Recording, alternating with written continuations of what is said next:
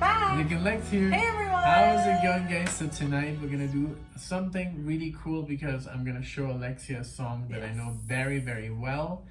I do have to add, this band was basically my favorite band for 5-6 years. I would only listen to them between Dream Theater and some other progressive bands like Spastic Inc.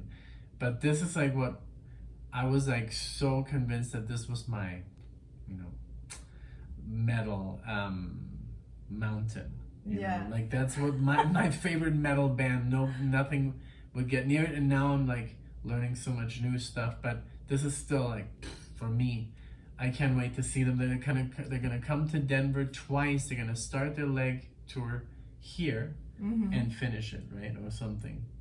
Yeah. They're gonna come in March and yeah, that's May. what you said. March and May, they're gonna start it and end it here. So that kind of made us think, like, is there a member of the band that lives here? Yeah, who knows? But so Michael Romeo on the guitar. What you wanted to? Yeah, I just wanted to say just a little background on me and Symphony X, because this is Nick showing me. Obviously, he knows the song. He chose this song.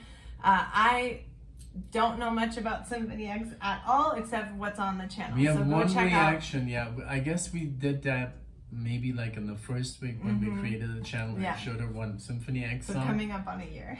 Yeah, so we haven't not covered a lot of Symphony X. I think we've done 2 Symphony X. I'm pretty sure. Maybe, could be. Yeah. Well, maybe not. But some really cool facts. So Michael Romeo. I have a autographed shirt with Michael Romeo, Symphony X, and one of my good friends from Mexico gave that to me when he went to see them, and he's like, actually Michael Romeo called me on the phone. Of course I didn't pick up, so I didn't get to speak to him. So shout out to Avelino. Shout out to Avelino for making Michael Romeo call me, but then signing the shirt. That was so cool. But yeah, so here we go, and of course, as you know, we're gonna do a movie quote for you guys to figure it out. Yes. Whenever you're ready. Okay, I just wanted to first say that this is from the album Iconoclast from 2011. Right. So I just wanted to know what year it was from before we got there. But we were already together when this came out. I know, barely. Yeah. Barely but together. I remember when I went to Seattle to see you. Avelino was playing this in the car at the airport. Really? So, that's good, background info. That's cool. Yeah. Okay, so my movie quote is, you have to guess where what movie this is from. Put it in the comments. Just have fun. Not a competition. You won't win anything. Just for your fun. Just for your fun. If you think you might know it and have it on the tip of your tongue, go to the comments to check it out. But my quote is, lying is the most fun a girl can have without taking her clothes off. So I know this one. Guess where that's from. Yeah. And it's also, this is going to bring me to something else, because that is actually the title of a song of a band that I know Nick knows nothing of, and I'm curious to get his reaction to. Not anything that I think you would particularly enjoy, but I think it would be fun. It's a fun song. It's a fun reaction. Well, let's do it. We can maybe another day. Yeah. But today, so just like Alexia said, Iconoclast, Symphony X 2011. This is, I think, their 6th or 7th record. This is when I kind of fell off a little bit with Symphony X.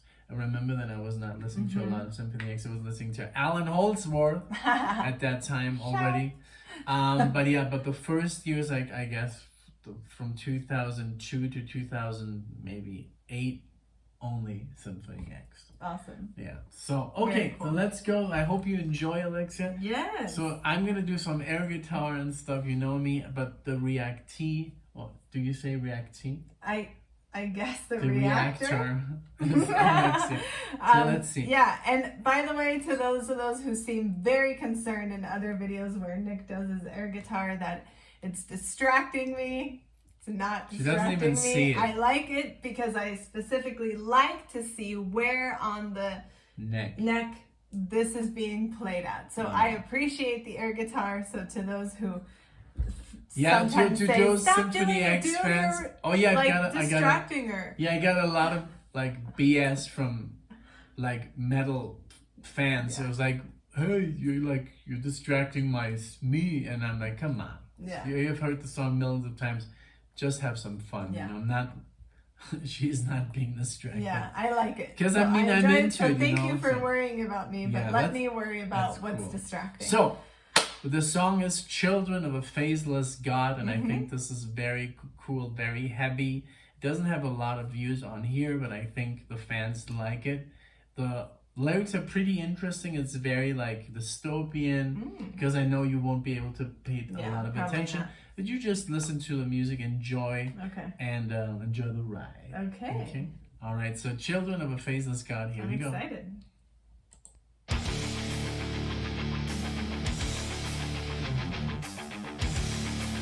Oh.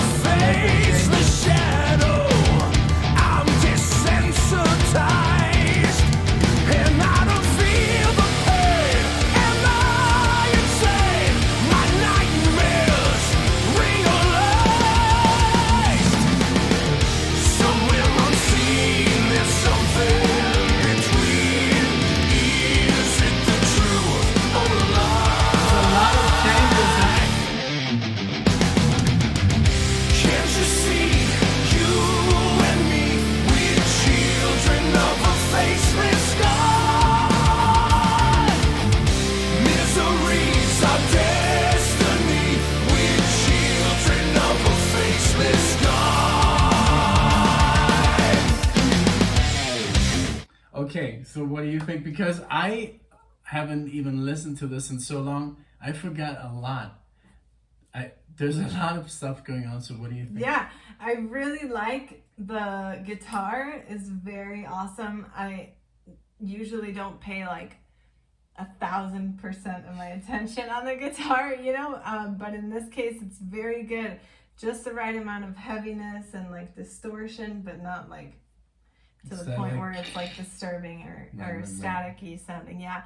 I love the album cover. I just wanted to mention that before I forgot, because I didn't really see it at the beginning, and it's very interesting, very dystopian, kind of like androids with like these arms coming out. So very cool there.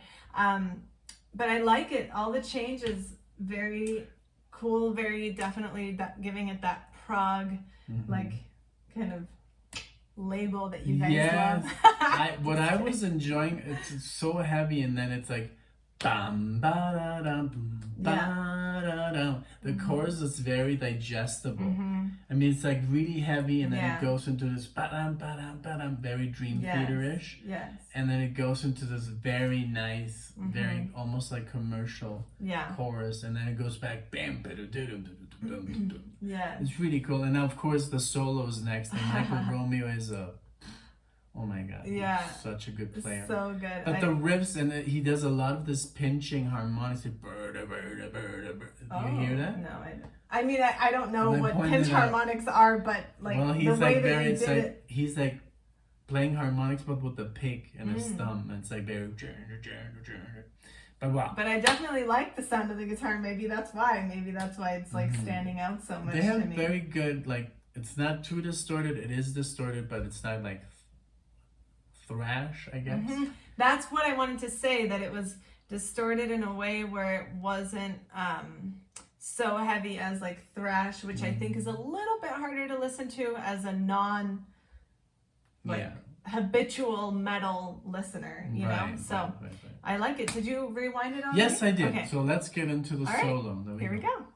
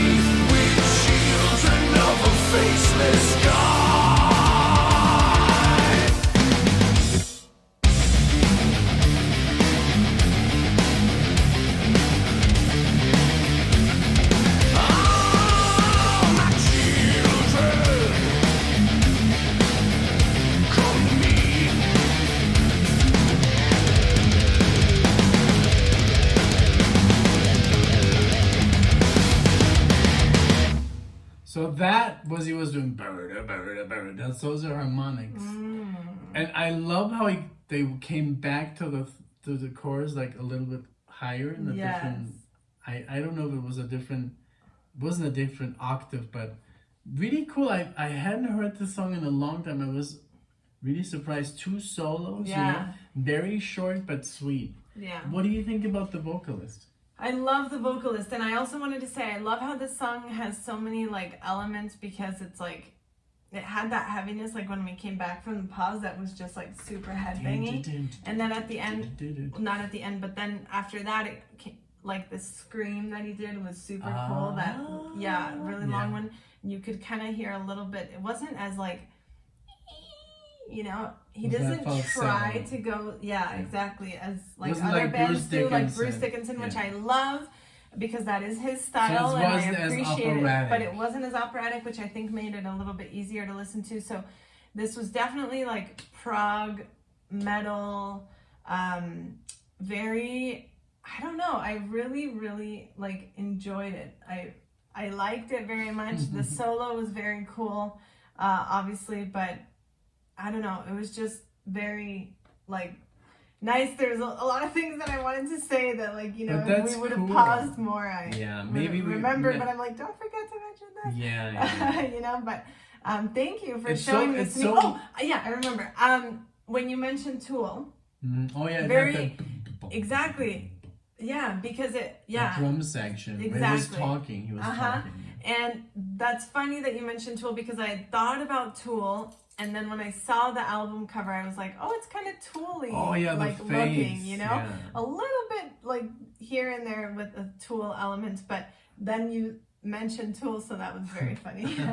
Yes, and it was kind of weird because usually they're very keyboard heavy, like the solo usually after the guitar solo comes a keyboard solo, and they mix it up. On this one, not. But he was there. I could hear him. Yeah. He was playing like stuff, and the bass was, of course, doing the same riff as the that was giving the thickness to the guitar. That doom doom doom doom doom doom doom doom. Yes. I love the rhythm. Is very like that riff was very like innovative, because it doesn't sound like Metallica, it doesn't sound like Iron Maiden, it doesn't sound like it's very like a riff. It's like he's doing a lot of stuff there. Yes. So yeah, Exactly. so I enjoyed it as well. Like it was also like kind of like a new experience for me again, because I mean it is like 10 years ago or 11 now, since I've heard this. So yeah, I love it. You know, I'm glad. I can't wait to see them, you know, live. I know. We're gonna walk out of there kind of deaf, I guess, but yeah. It'll be fun. I think it'll be really great. And I guess I'm gonna take earplugs. I've never worn earplugs in a concert, but I think I should. I think I might. Because just so that I enjoy it a little bit more. At least not just with Steely Dan, but with this. At least just have them handy, you know, just in case. Especially for me, that I don't listen to metal that often. If I do get too like overwhelmed. No, I was just like, because Rudy told me like, dude. Yeah. Be careful, you know, because you can get like a little bit deaf. Especially because we do listen to the volume fairly high. But it's not concert high. This is like a different. Yeah. This is still concert like human is like made. you leave there and you're like. Yeah. You know, like. But anyway, thank you guys so much for watching this. Thank you for like sharing this with me. Thank you for listening to me. And I really want to say that I enjoyed it, and I think that Symphony X could be one of those like metal bands that you can show me definitely a lot more of. What do you think about, and I don't want to cause any, no, you know, I'm not going to say anything. I don't want to do any comparison. So thank you so much for watching this video. See you in the next one. Like and subscribe. If this is your first time, you know, we don't do a lot of Symphony X, but we do a lot of other bands that are heavy, you know. We haven't done that much metal. We've done a little bit more into the 70s, more classic rock, jazz and stuff. But definitely want to do more. You'll find metal. some good stuff. Yeah. You'll find some Metallica, some Megadeth, some Maiden, some Judas Priest, some Pantera, stuff like that. Yeah. So. Thank you guys so much for watching, and we hope to see you in the next video. Thank you guys. Bye, Take everyone. care. Bye-bye.